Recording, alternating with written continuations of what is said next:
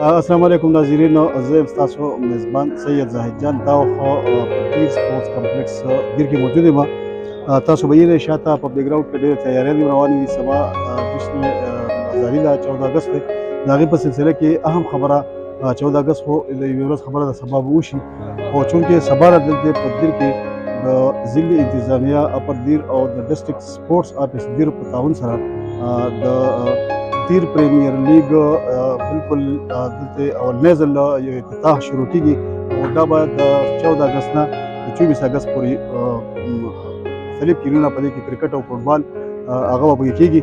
په دې کې زموږ سره تقریبا اوس د وخت کې موجود دی ډسټرکټ سپورټس آفیسر صدیق الله. د ده نه به تپوس کوو.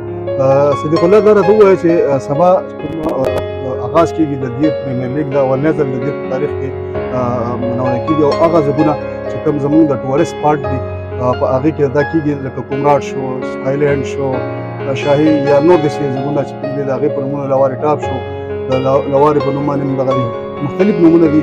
د دې مقصد څه دی او څه تاسو خیال دی چې آیا دا دیر پریمیر لیګ یا خو هسې یو نوم دی او که نوم نه دی د آی پی ایل یا د پی ایس ایل په شانتې، نو د دې لپاره څومره جستجو او څومره تګ و دګ تاسو ته پکار دی او هغه وشو په دې کې کم کلاړیان چې تاسو کم منتخب کړي دي هغه به نان لوکل چې تاسو خبره کوئ چې د 4 نه 7 کلاړیان به پکې نان لوکل په کې کم موږ داسې اورېدلي چې په دې کې نیشنل کرکټر چې هغه انټرنیشنل هم پکې دي.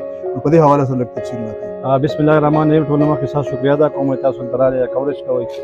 څنګه تاسو معلومه ده سبا زموږ 76 جشن ازادۍ پروګرام دی په دې سپورټس کمپلیکس کې. د هغې سره سره یو نوی موږ یو لیګ انټروډیوس کوو په دیر کې، ډي پی ایل په نوم باندې، دیر پریمیر لیګ په نوم باندې.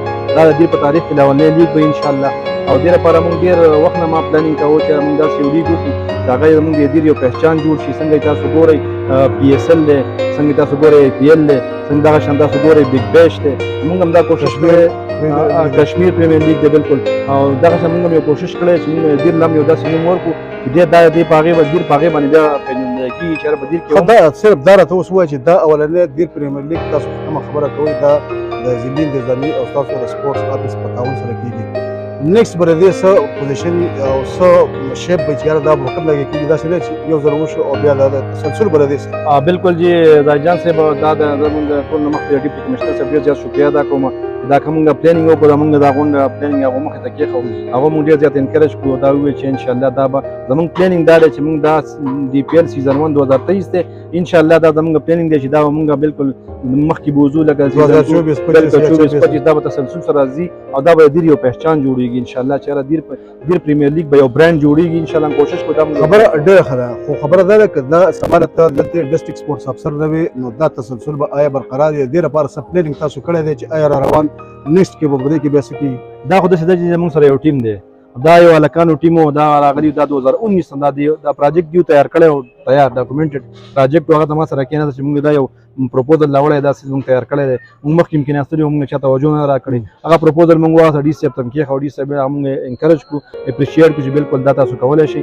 انشاءالله دا مې د دیر والا سره یو وعده راکړه زه دلته ایز سپورټس افسر یم او که زه نه یم انشاءالله د پی ایل به زموږ یو برانډ دا موږ تسلسل دې به موږ جاري ساتو. اچھا په دې کې ستاسو سره سپانسرشپ څه شته دی که نه همدغه شان دی یا د ضلعي نظامیه د سپورټس بورډ یا داسې لکه نور چا دی چې په دې کې تاسو له چا څه کومک څه مدد څه دا کړی مالي تعاون نه بغیر خو دا ممکنه نه ده ځکه چې یو غټ 10 روزه ایونټ دی او په دې باندې مطلب ډېر اخراجات راځي. د هغې لپاره تاسو کار راکړل موږ دې کې 2-3 میټینګ ډي صاحب سره راغوښتي وو د مختلفو ایجنسیز چې کوم دي زموږ سره پیټرول پمپس دي، زموږ سره ان جی اوز دي، نو هغو سره موږ میټینګس کړلي چې هغه موږ ته سپانسرشپ راکړي. اوسه پورې د یو سیپار هایډرو الکټریک نه علاوه موږ ته هېڅ قسم سپورټ نه دی میلاو شوی.